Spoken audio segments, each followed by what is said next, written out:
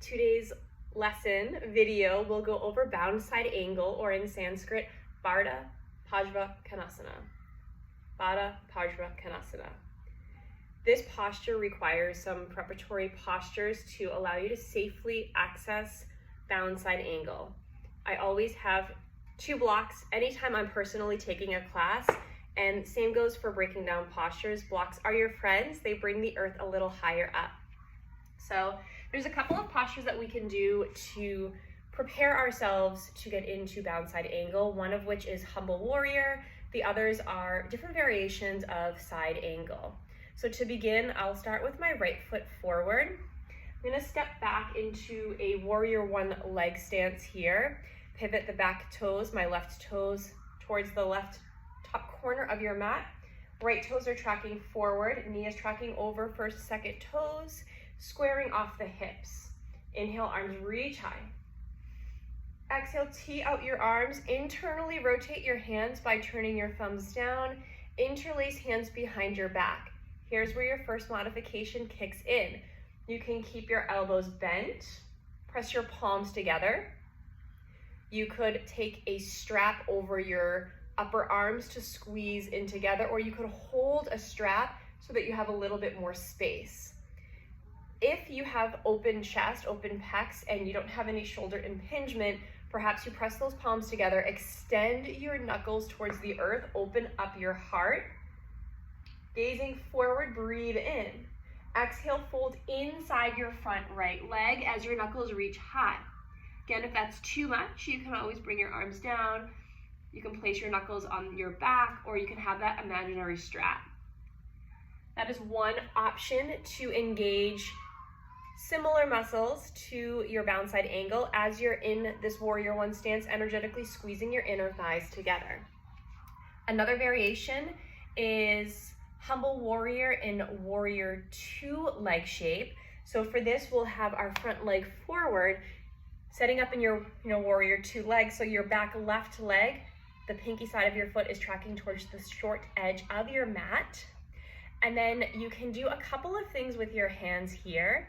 You could take that imaginary strap, or actual strap, or belt, or towel, or blanket, or whatever, hold that as you fold inside your front right leg. It's more towards the middle of your mat than close to your inner thigh. As you're doing this, you're pressing your front right heel into the earth and energetically squeezing your feet in towards one another, which will engage your inner thighs, those ADD, adductor muscles. You can also do this if your shoulders or chest are feeling tight with blocks reaching forward. At the highest setting, you can take it to the middle setting. You can take it to the lowest setting, and as you feel comfortable, you can also take your hands to the earth. It's another way to get yourself ready for this posture. There's also another variation where we're in warrior 2, but our hands are interlaced behind our back.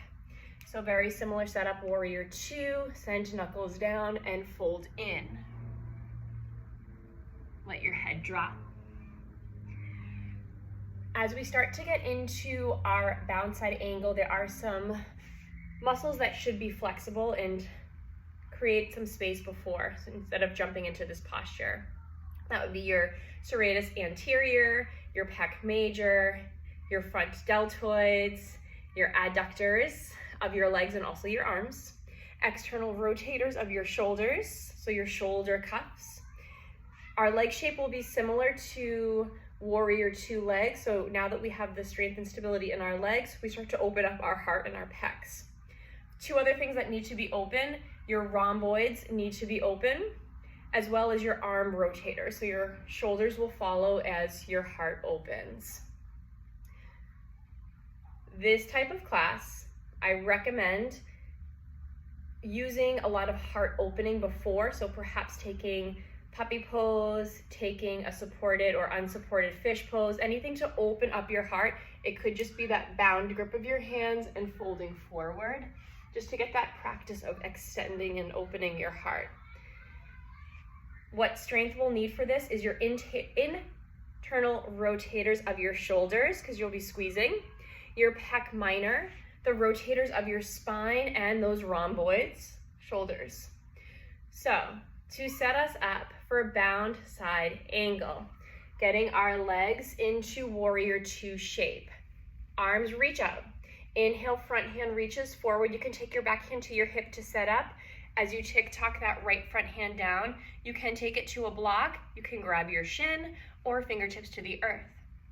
You want to nuzzle yourself down as much as you can, trying to tuck your upper arm to your inner front right thigh. Left arm reaches high.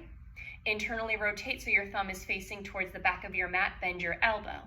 Then as you nuzzle yourself down, take your front right arm underneath your body. Try to connect, either grabbing your clothing, grabbing a strap between your hands for more space, or perhaps you grab fingertips or your wrists. Then inhale, rotate your shoulder back, gaze up towards the sky. Okay, I'll do this facing the other way so you can see my back body. Again, starting with warrior two legs and arms, full warrior two. Inhale, reach forward. Exhale, tick-tock your arms. Internally rotate your top arm. In this case, this is my right hand now. My left leg is forward. Bend at your elbow.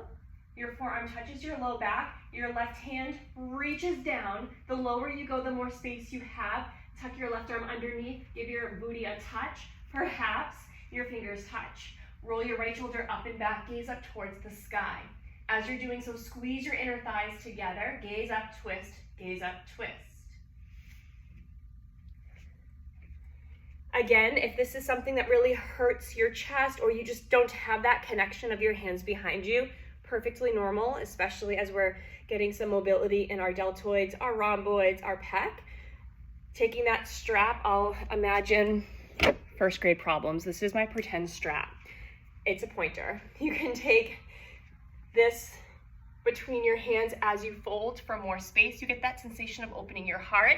You can also take your strap or first grade pointer in your bottom hand as you fold in, tuck it between your legs, lift it up, and you grab. I'll rotate to show.